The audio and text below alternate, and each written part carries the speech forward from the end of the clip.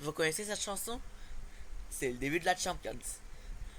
Hello coolers, j'espère que vous allez bien. Très heureux de vous retrouver pour le début de la Ligue des Champions face à l'AS Monaco à l'extérieur au stade Louis II, face à une équipe très intéressante, et on arrive assez en forme pour le début de la LDC. On arrive avec 5 matchs, 5 victoires. On vient d'enchaîner avec une victoire 4-1, une victoire plus que convaincante face à Gérone. Et il y a beaucoup de choses à dire. Alors déjà, je désamorce directement. C'est un match piège et il faut faire très attention. Parce que c'est un match où ça peut aller très vite. Et on l'a déjà vu. On l'a déjà vu au trophée Joan Gamper. Ça peut aller très très vite. Ils savent utiliser et nos points faibles. Il veut dire on doit faire attention défensivement. C'est vraiment la clé du match. Il faut faire gaffe défensivement parce que l'espace ils vont le prendre. L'espace ils vont le prendre très facilement, que ce soit avec Mbolo, que ce soit avec Balogun. Ça va faire mal. Et nous, on joue défensivement assez haut, donc on laisse cet espace. On va voir juste être solide défensivement. Le piège du hors-jeu que j'aime beaucoup, que je trouve très intéressant à des derniers matchs, qui a très bien marché face à Gérone.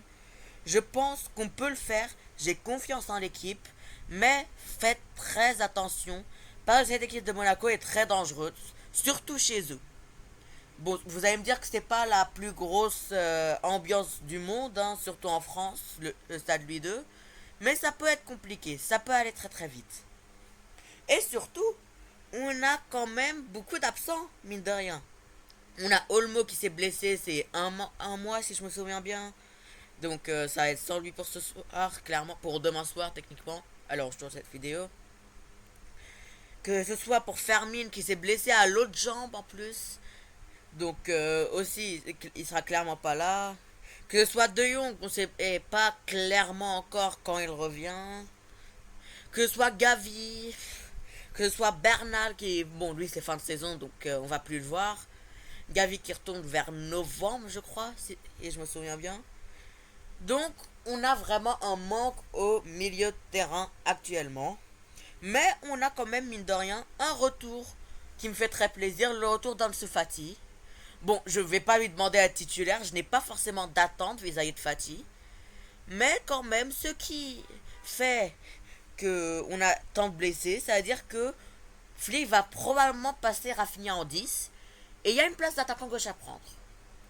Donc voilà, après je n'ai pas forcément d'attente envers lui, on va y aller lentement avec lui. Il va probablement pas être titulaire, il va seulement grappiller des minutes je pense en fin de match. Mais quand même, ça peut être très intéressant, c'est peut-être la dernière chance pour Ansu Fati. Et c'est qui va donc profiter de l'absence de Olmo pour demain soir? Je pense que c'est quand même Ferran Torres. Parce que même s'il y a la possibilité Eric Garcia en tant que numéro 6, connaissant Flick, il va vouloir jouer avec 4 attaquants déjà, mais 4 offensifs, vous avez compris. Et un Eric Garcia en 6, à ce moment-là, qui pourrait faire ce lien entre le milieu et l'attaque, sachant que à ce moment-là, ce serait un double pivot Eric Garcia Casado et Pedrick montré en 10, du coup, avec Rafinha à gauche, Yamal à droite, Altevan. Je pense que ça peut être un peu compliqué, un peu poussif de tenter ça. Surtout que ça a déjà marché avec Ferran Torres, même si Ferran restait assez limité. On arrivait à s'en sortir ces derniers temps. Et je sais pas, mais même si on voit de bonnes choses avec Eric Garcia en 6, j'ai quand même peur qu'il nous fasse des conneries. Je n'ai pas encore complètement confiance.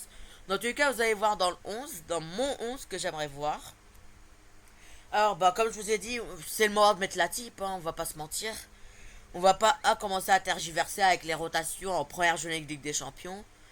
Ter Stegen au goal évidemment, Balde, Koubarsi, Nigo Martinez, Koundé. Va falloir très solide derrière comme je vous l'ai dit. Casado en 6, Pedri et un peu en relayeur. L'équipe type quoi, à part Ferran Torres qui vient un peu tout niquer. Mais j'ai quand même confiance en cette équipe. Et voilà. avec tout ce que je vous ai dit, je pense quand même qu'on peut, pour finir, faire une bonne performance, qu'on doit le faire. Et j'attends franchement Lewandowski au tournant lors de ce match. Parce que on a vu par exemple Harry Kane qui a mis un quadruplé hier soir. Le Bayern, notre futur adversaire d'ailleurs en LDC, qui a gagné 9-2 face à Zagreb. Vous allez me dire c'est Zagreb, mais c'est quand même inquiétant. Harry Kane qui a mis un quadruplé, donc bon, si Levan veut le titre de meilleur buteur de la Champions, va falloir quand même se bouger. Donc vraiment, je l'attends en tournoi pour ce match. Et un autre joueur que j'attends en tournoi, c'est Yamil. C'est Yamin. Oh, c'est Lamine Yamal. Parce que il arrive en forme, il arrive prêt à tout casser cette saison à LDC. Il est prêt pour passer ce cap. Il a déjà passé en Liga. C'est leur heure de montrer de belles choses en Champions. Donc j'attends beaucoup de nos deux offensives. Comme j'attends toute l'équipe d'ailleurs. Mais j'attends particulièrement ces deux-là au tournant. Et voilà, mesdames et messieurs, c'est tout pour cette vidéo. Vidéo avant-match, la première vidéo pour parler de la LDC. J'espère vraiment qu'on pourra bien commencer. Et moi, je vous dis à très bientôt pour le débrief. D'ici là, je vous dis à très bientôt. Visca le Barça!